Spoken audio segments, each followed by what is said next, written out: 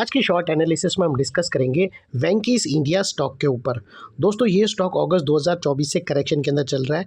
Overall अगर आप देखो तो ये स्टॉक ने 6 महीने यानी कम्प्लीटली हाफ ईयर करेक्शन में बिता दिया और करेक्शन में भी दोस्तों यहाँ पर उसने दोनों तरह का करेक्शन इक्वली दिया, प्राइस वाइज टाइम वाइज दोनों सेम बराबर दिया।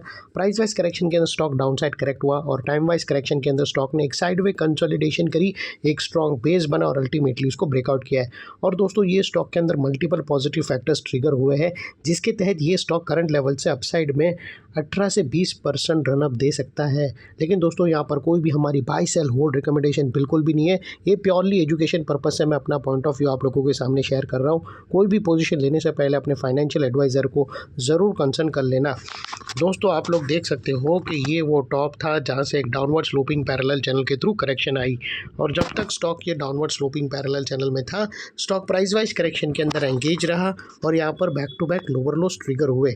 दोस्तों अगर आप देखो तो फर्स्ट लोअर लोज यहाँ ट्रिगर हुआ, सेकेंड लोअर लोज यहाँ पर हिट हुआ और लास्ट लोअर लोज यहाँ पर हिट हुआ।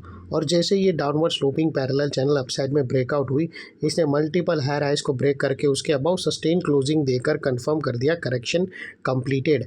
यहाँ पर हमें दो मेजर पॉजिटिव सिग्नल मिले।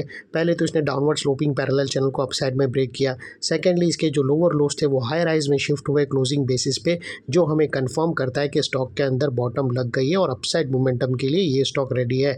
जब तक इसके लोअर लोज प्रोटेक्टेड है स्टॉक के अंदर ऑल पोटेंशियल है यहाँ से बाउंस करने के।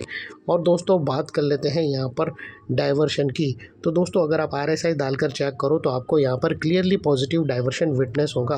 प्राइस एक्शन की जो लास्ट लोअर लो स्विंग अगर आप देखो तो वो डाउन साइड की तरफ टिल्ट हुए हैं, वही RSI की देखो तो वो अपसाइड में टिल्ट होकर यहाँ से हमें ब्रेकआउट मिल रहा है जो एक अपसाइड मोमेंटम पम्प कर सकता है स्टॉक के अंदर। और अल्टीमेटली दोस्तों बात कर लेते हैं यहाँ पर चार्ट स्ट्रक्चर की। तो फ्रेंड्स अगर आप देखो तो यहाँ पर हमें एक ट्रायंगुलर चार्ट पैटर्न ब्रेकआउट होता हुआ क्लियरली विटनेस होता है। लेकिन दोस्तों यहाँ पर एक चीज़ और ध्यान रखना कि यहाँ पे अभी तक हमें कंफर्म ब्रेकआउट नहीं मिला है।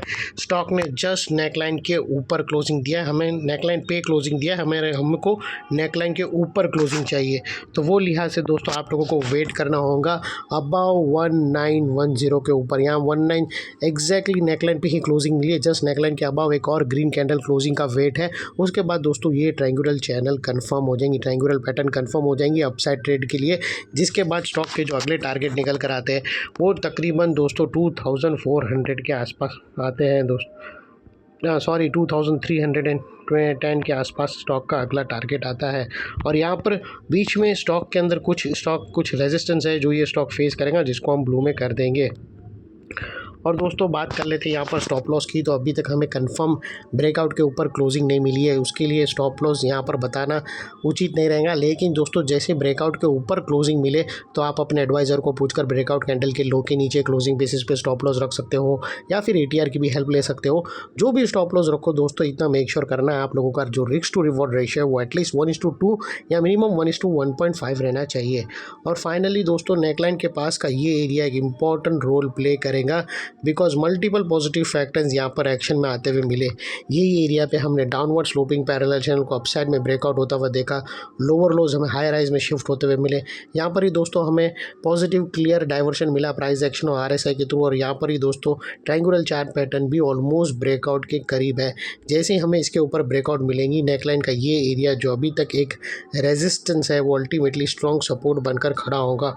और इतने बड़े स्ट्रॉन्ग सपोर्ट के नीचे फिर क्लोजिंग बेसिस पे तुम्हारा स्टॉप लॉस रहना चाहिए जो आसानी से ट्रिगर ना हो, और अगर ट्रिगर हो जाता है तो सिंसियरली स्टॉप लॉस देकर ट्रेड को वाइंड अप कर देना चाहिए। और हाँ दोस्तों सीधा जाकर इस पे ट्रेड मत लेना, अभी भी हमें कंफर्म क्लोजिंग नेकलाइन के ऊपर नहीं मिली है। ये थी एनालिसिस फ्रेंड्स। अच्छी लगी तो चैनल को लाइक शेयर सब्सक्राइब जरूर करना। थैंक यू, जय हिंद।